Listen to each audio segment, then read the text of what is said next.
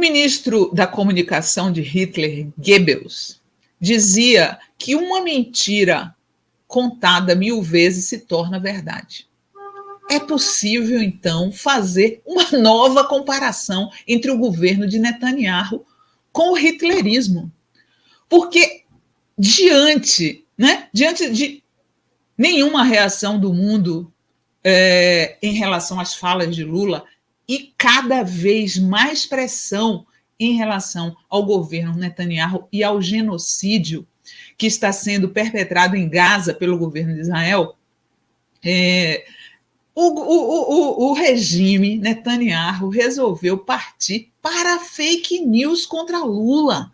Fake news descaradamente à la Goebbels contra Lula, gente. Que coisa, não? Que coisa. Simplesmente o perfil oficial do governo do Estado de Israel no Twitter está falando que Lula nega o Holocausto. Isso é uma mentira absurda que deve causar indignação em todos os judeus e israelenses que não compactuam com o regime genocida de Bibi Netanyahu.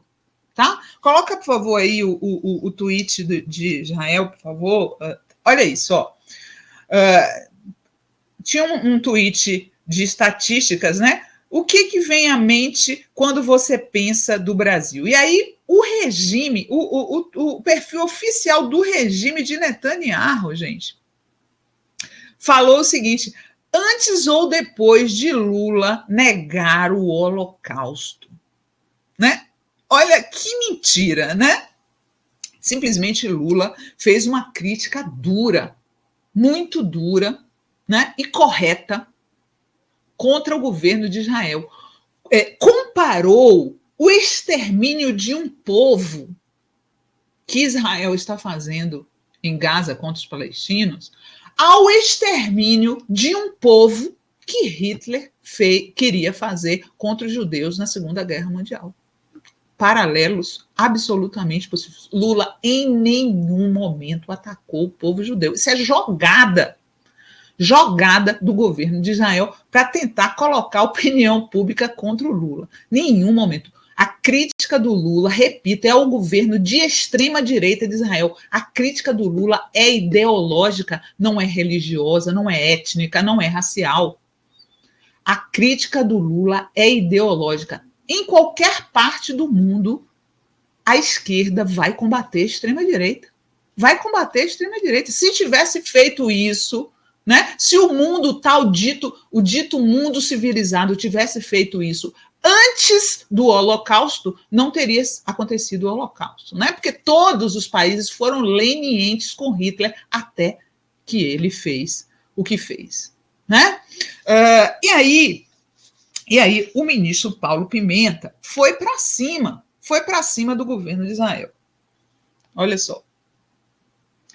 O chanceler de Israel, Israel Katz, distribui conteúdo falso, atribuindo ao presidente Lula opiniões que jamais foram ditas por ele. Em nenhum momento o presidente fez críticas ao povo judeu, tampouco negou o Holocausto. Lula condena o massacre da população civil de Gaza, promovido pelo governo de extrema-direita de Netanyahu, que já matou mais de 30 mil palestinos, entre eles 10 mil crianças. Proporcionalmente, já matou mais do que Hitler na Segunda Guerra Mundial. E nesse período curto de tempo, né, o pessoal está fazendo as contas aí. Matou 200 vezes mais crianças, tá?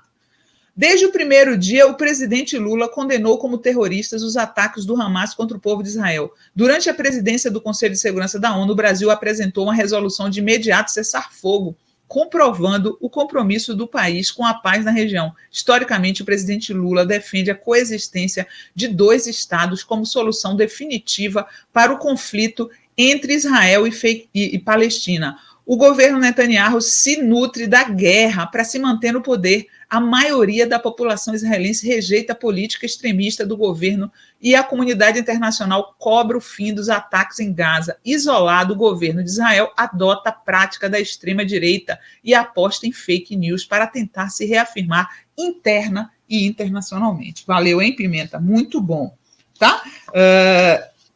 E aí, a gente vê um negócio desses, né? E fica muito indignado. Porque, vou dizer para vocês, o Lula foi o primeiro presidente brasileiro a fazer visita oficial a Israel. Quem conta isso hoje é o Globo, não somos nós da imprensa independente de esquerda, não. O próprio jornal O Globo está contando essa história aí. Coloca a manchete do Globo aí, por favor, Tati.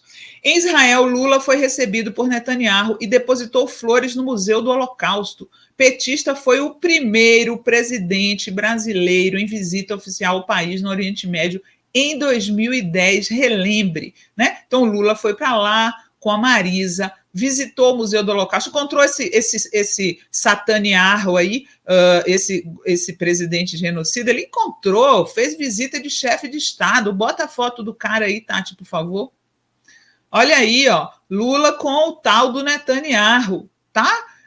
Depois tem ele no Museu do Holocausto, colocando flores no Museu do Holocausto. Olha aí, ó, ele colocando flores, homenagem do Brasil, Dona Marisa, os rabinos, todos lá, tá? Tem outra foto que ele tá com a Marisa, com as fotos, olha lá, a exposição do museu, tá? Então, assim, é uma mentira sem cabimento, sem cabimento. E aí, tem até um vídeo que foi feito na época, 2010, da visita. Coloca o vídeo aí, por favor, Tati. Ao final da visita de quase 1 hora no museu, o presidente Lula participou da cerimônia da Chama Eterna, na Tenda da Memória, onde estão registrados os nomes dos 6 campos de concentração nazistas. Ele percorreu o complexo ao lado do presidente de Israel, Shimon Peres. O presidente Lula ainda depositou uma coroa de flores onde estão as cinzas de judeus mortos. Logo depois de assinar um livro de presença, Lula foi enfático ao condenar o Holocausto. Não podemos, em hipótese alguma, permitir que se repita algo como o Holocausto. A humanidade não pode e deve todo dia repetir quantas vezes for necessária, nunca mais. Lula coerente. Assim como ele não nega o Holocausto e diz para o Holocausto não acontecer nunca mais, ele também quer que o genocídio em Gaza acabe. O genocídio, o massacre que Netanyahu está fazendo lá com os palestinos, gente. Com as crianças, com as mulheres, né? Então a fala dele é coerente, é dura, mas é coerente, tá? Agora, a gente precisa dizer uma coisa, né? Que parte da comunidade judaica no Brasil, infelizmente, é de extrema direita, é bolsonarista, né? A gente não vai esquecer nunca que dentro do clube hebraico o Bolsonaro falou frases racistas contra os quilombolas e teve gente lá dentro que riu. A gente não vai esquecer. A gente não vai esquecer o apoio de muitos deles a Bolsonaro. Não é a comunidade judaica não é uma só. Tem judeus de esquerda que estão apoiando o Lula, né? Mas uma boa parte dela é bolsonarista, de extrema direita, está gostando, está aplaudindo o massacre que Netanyahu está fazendo contra os palestinos em Gaza, tá? Tanto é que quando o Lula estava preso, né, ele recebeu vários religiosos na prisão, de todos, né, ecumênico, de todas as religiões ele recebeu. E foi o maior trabalho para poder conseguir um rabino para ir lá na prisão visitar o Lula. Teve que ser um cara lá que estava lá em Israel, que teve que vir para visitar o Lula, né? O Mauro Lopes fez um livro sobre essas cartas que os religiosos escreveram. Eu até escrevi no Socialista Morena, na época, a respeito, coloca aí, ó, o dia em que um rabino esteve com Lula na prisão. No livro Lula e a Espiritualidade, organizado por Mauro Lopes, sacerdote conta que nenhum outro rabino aceitou ir à prisão, né? Deixa eu contar para vocês aqui, ó, o nome dele Jaime Fuchs, né? E aí ele conta que quis, né? Aqui, ó, ele conta aqui, ó. Depois de um dia longo de trabalho, recebo uma mensagem do amigo Michel German. Michel, oi Jaime, está por aí? Eu respondo que sim. Tem uma pergunta. Você concordaria em visitar o Lula na prisão como rabino? Aí ele se surpreendeu. Como assim? Não há rabinos no Brasil que possam visitar o Lula na prisão? Aí ele respondeu, claro que há, mas todos têm medo de críticas. Todos têm medo de críticas porque, infelizmente, parte da comunidade judaica no Brasil é bolsonarista. Bolsonarista. E eles apoiam o Netanyahu porque pensa politicamente igual a eles. Não é porque é judeu. Tá? É um acaso que o Netanyahu é judeu. Ele é um genocida. Genocida não tem gênero, não tem raça, não tem origem, não tem nada. Genocida é genocida, gente. Tá? E aí ele fala, ó, de acordo com o meu conceito judaico monoteísta, maximalista, o rabino tem o dever de procurar trazer luz e conforto espiritual a todos os necessitados, independentemente de quem sejam, né? Dei um tapa de luva. Toda pessoa em momentos de grande sofrimento precisa de quem a escute sem julgar, que somente ouça e profira palavras de conforto e esperança. Em suma, visitar um preso ou um desamparado é sempre a obrigação de um rabino.